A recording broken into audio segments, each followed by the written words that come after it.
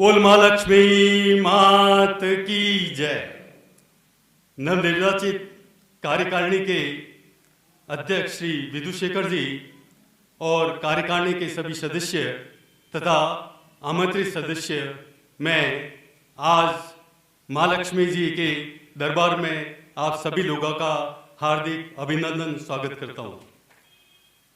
मुझे जिस विषय के लिए बोलने को कहा गया है, हालांकि मैं खुद व्यक्तिगत रूप से उससे जुड़ा हुआ हूँ, लेकिन मूलतः ये संस्था का कार्य है और संस्था ने ही इसको शुरू से लेकर के आगे आज तक बढ़ाया है।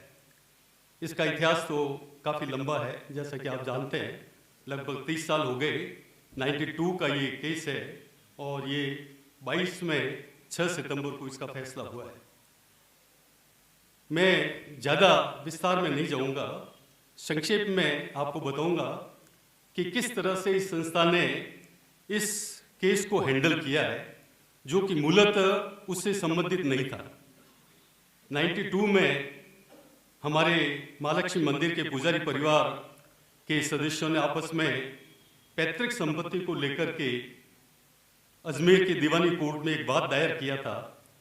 उसमें उन्होंने हमारी संपत्तियों को, खास करके महालक्ष्मी मंदिर और सामने श्रीमाली सदन और मठ को उसमें इंक्लूड कर लिया था। तो मूलतः उनके पुजारियों का पैतृक संपत्ति का विवाद था, लेकिन उन्होंने अपनी लिस्टिंग में हमारी संपत्तियों को शामिल कर लिया था। इसलिए आगे जाकर के इसमें हमको इन्वॉल्व होना पड़ा। 95 से 98 तक मैं अध्यक्ष था। उसके ठीक पहले रतनलाल जी इसके अध्यक्ष थे और उनको जब इसकी जानकारी मिली कि इस तरह का केस दायर हुआ है और पुजारी परिवार का है, तो उन्होंने प्रयास किया कि हम आपस में मिलकर के इसका निपटारा कर लें। तो उन्होंने एक इसके लिए कमेटी बनाई थी। श्रीमान ओमकार लाल जी दवे सामने बैठे हैं, वो इस कमेटी के संयोजक थे और हम 4 सदस्य इसमें शामिल थे। दुर्गा शंकर जी, मैं, जयनारायण जी जोशी, हम ने सब ने मिलकर के इस पर विचार विमर्श करके, खास करके ओमकार लाल जी ने उस समय सभी पुजारियों को एक तरह का पत्र लिखा था और उनके पर्सनल इफेक्ट की वजह से वादी के जो वकील थे बंसल, वो उस समय उन्होंने उनको जो जवाब दिया, वो जवाब हमारे आज तक काम आया।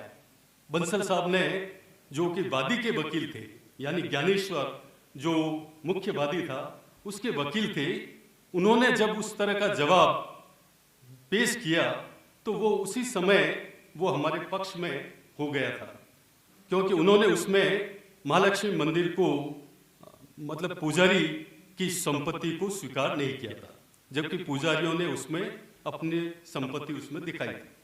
तो शुरुआत वहाँ से हुई। ये हमारे लिए उस समय का बहुत बड़ा, मतलब लाभदायक कार्य था। उसके बाद फिर ये केस चलता रहा। हमने भी उसमें ज़्यादा इसमें इन्वॉल्व नहीं हुए, क्योंकि हम डायरेक्ट उसमें पार्टी नहीं थे। लेकिन 2001 में कोर्ट का एक नोटिस आया था, उसके जवाब में 2001 में हमको उसकी पार्टी बनना पड़ा था। पार्टी बनने के बाद हमें उस समय, मैं ओमकार लाल जी दवे के साथ ही हमारे वकील करने के लिए कपूर चंद जी जैन के साथ गया था और कपूर चंद जी जैन को हमने अपना उस समय वकील किया था। अच्छे वकील थे, उन्होंने प्रयास भी किया, लेकिन उनके बाद में, यानी 2007 के पहले कुछ इस तरह के दावे प्रतिवादे, और हमने जो जवाब दावे पेश किए, खासकर टीआई स्टे जो जारी करना चाहते थे, वो चाहते थे कि इस पर स्टे जारी हो जाए कि ये पुजारी परिवार को श्रीमाली समाज सामने श्रीमाली सदन में जाने से नहीं रोक सके। तो हमने उसके जवाब में जो जवाब दिया था, उसमें उस समय मैं यहाँ नहीं था, मैं यूएस से चला गया था और मैं नहीं चाहता था कि इस तरह का जवाब पेश किया जाए। और उस समय जो भी अधिकारी थे, उन्होंने अपने अपने विचार विमर्श के दौरान जो भी दिया, उसमें कुछ गलती हो गई। उसकी वजह से हमको इस टीआई मिल गई, यानी हमारे विरुद्ध हमको स्टे मिल गए कि आप मतलब पुजारी को श्रीमाली सदन में जाने से नहीं रोक सकते, लैट्रिन बाथरूम और आवश्यक सुविधाओं के लिए आप उनको नहीं रोक सकते। तो ये केवल इसलिए हो गया कि हमारे वकील ने उसमें जो दावा जवाब हमने पेश किया था उसको उसने एक्सेप्ट कर लिया था, जबकि सामान्यतः वकील एक्सेप्टेंस नहीं करते हैं, वो उसको खंडन करते हैं कि नहीं हम ये सुविधा उनकी नहीं है। लेकिन उसमें हो गया, अब जो भी कारण रहा हो उसकी वजह से हमको टीआई मिल गई और श्रीमाली सदन लंबे समय तक हमारे के विपरीत ये चलता रहा। इसके बाद जो भी हो ये केस चलता रहा और आगे जाकर के बद्रीनाथ जी जब अध्यक्ष थे उस समय कोर्ट में मतलब ये जरूरत पड़ी कि आपका संस्था का एक प्रतिनिधि इस मामले में यहाँ अधिकृत रूप से हाजिर हो। तब संस्था के अध्यक्ष की तरफ से मेरे नाम से एक अधिकृत लेटर जारी किया गया था और उसके बाद से मैं लगातार कोर्ट में उस कारण से हाजिर होता रहा और इस केस की पूरी निगरानी करता रहा। वकील से प्रतिदिन इस पेशी पर विचार विमर्श चलता रहा। 2007 में जाकर के हमने वकील चेंज किया। वकील चेंज किस लिए किया? जो कारण मैंने आपको बताया कि हमको श्रीमाली सदन के प्रति टीआई मिल गई, स्टे मिल गया। तो इसमें हमको लगा कानूनी सलाहकारों से विचार विमर्श के दौरान कि ये गड़बड़ हो गई है और उस समय कपूरचंद जी की डेथ भी हो गई थी। तो हमने दूसरा वकील करने की सोची और उस समय मैं राहुल के साथ और अपने जोधपुर के एक अच्छे वकील है राजेंद्र जी दवे, उनको लेकर के मैं दूसरे वकील करने के लिए डोसी जी के पास गया। तो 2007 में हमने डोसी जी को नया वकील किया और उसके बाद उस समय डोसी जी उस समय के माने हुए अच्छे वकील थे और खास करके हमारे वादी के वकील जो बंसल साहब थे और प्रतिवादी के वकील जो गोपाल जी अग्रवाल थे, उनके ऊपर एक तरह से दबंग व्यक्ति अगर कोई था उस समय तो डोसी जी थे। और आज भी सभी ये मानते हैं कि डोसी जी ने इस केस को बहुत बढ़िया ढंग से हैंडल किया और मैं तो सबसे ज्यादा क्रेडिट अगर देना चाहता हूं तो ये हमारे वकील लाइन के डोसी जी को ही है कि उनकी वजह से हमको ये सफलता मिली है। क्योंकि मैंने कई बार रात में 2-2, 3-3 घंटे तक ड्राफ्टिंग करने के लिए उनके पास बैठना पड़ता था और मेरे पास जो भी सामग्री थी बहियों की वगैरह की, वो सब मैंने उनको हैंडओवर मतलब समझाने में करने में काफ़ी मेहनत करनी पड़ी थी। लेकिन उन्होंने कोर्ट में जिस तरह से दलीलें दी, तर्क दिए, खास करके वादी के जो खास करके बंसल साहब ने जो जवाब दिए थे वो हमारे काफ़ी काम आया और आगे भी चल करके हमें खास करके डोसी जी की वजह से जो सफलता मिली वो 2007 से लेकर के 22 तक ये लंबा केस चला। सभी के खास करके मेरे और ओम जी के बयान हुए थे और ओम जी के नहीं, बयान तो अपने दोनों के, बयान केवल अपने दोनों के हुए थे। और उस बयान के बाद जब जिरह वगैरह हुई, जिरह होने लगी, तो बयान के पहले हमने सारे ओरिजिनल डॉक्यूमेंट मेरे पास ही थे क्योंकि जब मैं अध्यक्ष था तब से वो डॉक्यूमेंट मेरे पास थे और बाद में कोर्ट केस चलने के कारण मैं लगातार यहाँ से संस्था से डॉक्यूमेंट लेता रहा। तो मोस्टली सारे संस्था से संबंधित डॉक्यूमेंट आज भी मेरे पास है और मैंने अभी विद्युत सेक्रेटरी से निवेदन भी किया है कि मैं वो सब डॉक्यूमेंट आपको सौंपना चाहता हूँ, तो आप कार्यकारिणी में इसको अप्रूव करा करके मेरे से ये सारे डॉक्यूमेंट बिल्कुल रेगुलराइज वे में मैंने उनको बना रखा है, वो संस्था को हैंडओवर किया जाए ताकि आगे संस्था को कभी इस तरह की परेशानी हो तो ये सारे डॉक्यूमेंट काफ़ी काम आएंगे। तो उस समय जिरह के पहले मैंने ये सारे डॉक्यूमेंट मतलब वहाँ जो कोर्ट में पेश किए थे, उसके बाद मेरे ईश्वरीय घटना को या दुर्घटना को मेरे ब्रेन हेमरेज हो गया। 2009 के बाद मेरा ब्रेन हेमरेज हो गया था और मैं जयपुर हॉस्पिटल में भर्ती हो गया था।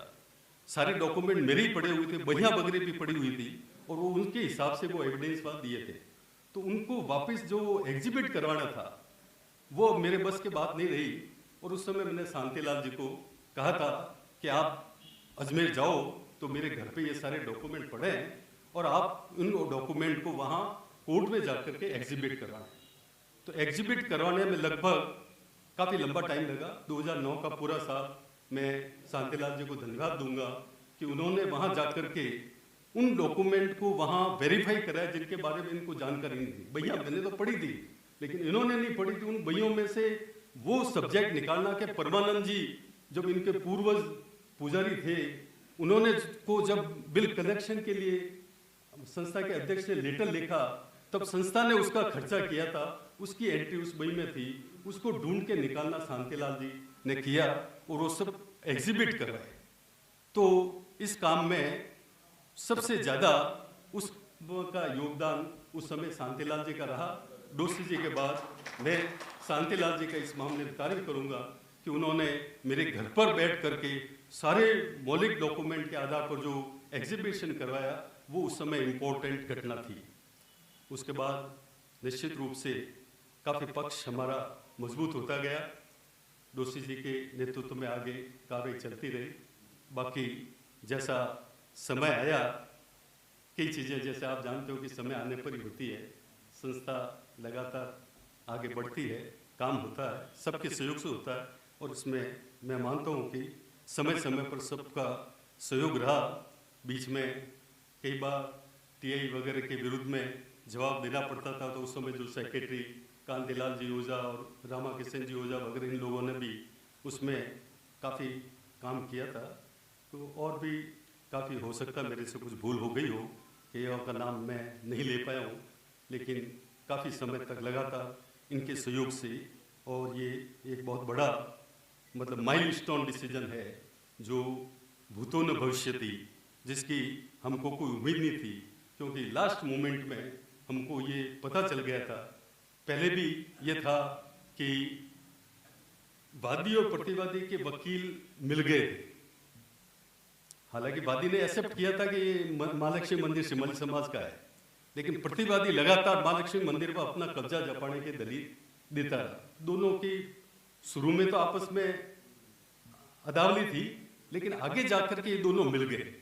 दोनों अग्रवाल थे और इस कारण से बीच में जो बहसें मैं सुनता था वो मैं फीडबैक भी देता था कईयों को, और हमारे जो कानूनी सलाहकार थे उनसे खास करके राजेंद्र जी को मैं कई बार फ़ोन करके बुलाता था कि कल इस तरह की भेद है, तो मैं इनको फ़ोन करता तो वो अपने खर्चे से ही आ जाते थे। और शांतिलाल जी को जब फ़ोन करता था तो वो सुबह जल्दी चल करके, सुबह की कोर्ट होती तब भी 8 बजे कोर्ट में पहुंच जाते थे। मतलब शांतिलाल जी और राजेंद्र जी दवे, इन दोनों को मैंने खूब बुलाया। मतलब कई बार मेरी समझ में नहीं आता था तो राजेंद्र जी दवे को ही बुलाता था मैं कि कल आपको हाजिर होना बहस में। और इम्पोर्टेंट पॉइंट क्योंकि ये सब समझते थे इसलिए इनको भी बुलाता था। और बहुत ज़्यादा इमरजेंसी होती तो मैं ओम जी को कहता था कि आज मैं कोर्ट में नहीं जा पाऊंगा, आज आपको जाना है। मतलब शांतिलाल जी को भी मैं जैसे डेट ही आगे देनी है करनी है, तो उसके लिए मैं फिर ओम जी को मैं ज़्यादा इन्वॉल्व नहीं करना चाहता था, क्योंकि वो काफ़ी उसमें हो जाता। हाँ, अब ये है हो गई कि जब डिसीजन आया 6 सितंबर को, तो निश्चित रूप से हम सभी समाज के लिए बहुत बड़ी एक उपलब्धि थी। और ये डिसीजन भी ऐसा है कि इसमें क्लियर कट हमारे पक्ष में फैसला आया है। उनका कोई अधिकार नहीं माना गया, केवल पूजा अर्चना के अलावा पुजारी परिवार का कोई अधिकार नहीं माना गया। मतलब वो जो महालक्ष्मी मंदिर पे कब्जा जमाने के लिए, मालिकाना हक के लिए वो इतने लड़ रहे थे, वो इसमें फेल। क्लियर कट उसका मालिकाना हक को नकार के केवल पूजा अर्चना का हक दिया गया। और पूजा अर्चना के हक के लिए हमने ओमकारलाल जी देवे के समय में सदन जी ने कमेटी बनाई थी, वो शेड्यूल बना हुआ है। और जो हमारा पूरा जो 2014 का समझौता है पुजारी के पूर्वजों के साथ, वो समझौता आज भी हमारे पास है। तो उसको और उसको लेकर के मैं चाहूँगा कि नई कमेटी एक नया पूजा अर्चना का समझौता तैयार कर ले और उस हिसाब से इनको बारी बांधने का, मतलब जो भी है, जो 4 भाई है, चारों भाइयों के 1-1 साल के लिए बारी बन जाए और वो सब अपने हाथ में। अब उनको कुछ नहीं करना, क्योंकि अपना मतलब वो अपने वो कैवियट भी लागू कर दी थी, तो कैवियट के बाद वो कोई गए नहीं, केवल एक ये नारायण पुजारी गया है। मतलब इसमें सबसे ज़्यादा बदमाश आदमी अगर है तो नारायण पुजारी, और उसी ने अभी जो है उसने जो कई बदमाशियां की और वहां पर भी वो कई तरह के उसने खेल खेले हैं और पैसा खिलाना करने को राकेश उसको मतलब फाइनेंस करता है, जो रमेश जी का बेटा है। तो मूल रूप से इसमें आज भी जो वापिस अपील जारी की है, अपन ने तो केवट लगा दी, लेकिन इन्होंने जो अपील जारी की वो नारायण के दस्तखतों से गिरी। उसमें सारे अपील आपको कोर्ट में देखो सारे नारायण के दस्तखत है, एक एक पेज उसने वो कर रखा है। तो उसके दिमाग में वो एक आ गया था, क्योंकि जो मूल समझौता हुआ था नहीं 2014 में, उनके पूर्वज विजय और गोपाल ये दो भाई थे, उन्होंने अपने समाज को ये जो जमीन दी उस समय उसकी जो रजिस्ट्री हुई 2015 में, तो उसमें नीचे उसने नोटिंग लिख दिया था कि मैंने भांग पीकर के दस्तखत किए हैं। तो उस नोटिंग के आधार पर वकील ने इनको तैयार कर लिया कि इस आधार पर आप महालक्ष्मी मंदिर पर कब्जा कर सकते हो।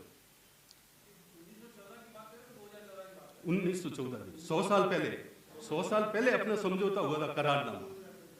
अब बोला 108 साल हो गए, तो 4 नवंबर 2014 को अपना एग्रीमेंट हुआ और अपन उस एग्रीमेंट के आधार पर चल रहे हैं। अपन ने हमेशा एग्रीमेंट का पालन किया है, लेकिन इन्होंने एग्रीमेंट का पालन नहीं किया। अब फैसला पूरी तरह से 100% अपने पक्ष में आ गए। तो अपना सबसे पहला काम यह है कि अपन जो महालक्ष्मी मंदिर की इनकी बारी बांधने का इन्होंने जो वाद कर रखा है, इनकी बारी बांध दी जाए। पूजा अर्चना कैसे करनी उसके नियम बांध दी जाए। पहले हम इनको मंथली वो 100 रुपये देते थे, बाद में ये इतने वो अहंकार में आ गए कि उन्होंने रुपये लेना बंद कर दिया, वो चेकिंग करानी बंद कर दिया। अपन जो हर साल चेकिंग करते हैं उसमें उन्होंने हाथ झटक दिया, मतलब कई तरह के इन्होंने खूब मतलब वो नाटक किए। लेकिन मूल रूप से अब आज की स्थिति है कि अपन 100% अपन अपने पक्ष में, और ये महालक्ष्मी जी की ही कृपा है। मैं नहीं मानता था, लास्ट मोमेंट पे जो लास्ट बहस हुई है अभी 6 महीने पहले, उसमें मैं जब गया था तो मैंने उसके पहले ये जो वकील मिल गए थे, उस समय सौभाग्य से अपने सिमाड़ी समाज के एक मजिस्ट्रेट परिणय जोशी वहां आ गए। वो अजमेर में 2 साल में, और हर पेशी पर जब मैं जाता था तो पेशी पे जो बहस होती थी उसके बाद उनको फीडबैक देने के लिए मैं उनके चैम्बर में जाता था। उनके चैम्बर में सारा हमारा डिस्कशन होता था, और परिणय जोशी ने खूब प्रयास किया कि मेरे रहते हुए यहाँ पर ये काम निपट जाए। तो परिणय जोशी का मैं आज इस मंच से बहुत बहुत आभार व्यक्त करता हूँ कि उन्होंने इस काम में इतनी लगन, मतलब आप जो अभी जो ये पंकज कह रहा था, मैं कुछ नहीं, वो परिणय जोशी की जो भावना देखता था मैं, तो मेरे को लगता कि ये आदमी कितना डेडिकेटेड है, बोलो संस्था के लिए, और इस मामले को निपटाने के लिए वो कितना डेडिकेटेड है। मैं कल्पना नहीं कर सकता था कि एक मजिस्ट्रेट पद पर रहते हुए इस तरह का मतलब इन्वॉल्वमेंट, वकीलों से मिलना करना। उन्होंने बंसल साहब को इतना अपने प्रभाव में ले लिया था कि बंसल साहब वापिस टर्न हो गए और उन्होंने अपने पक्ष में जिरे करनी शुरू। हाँ,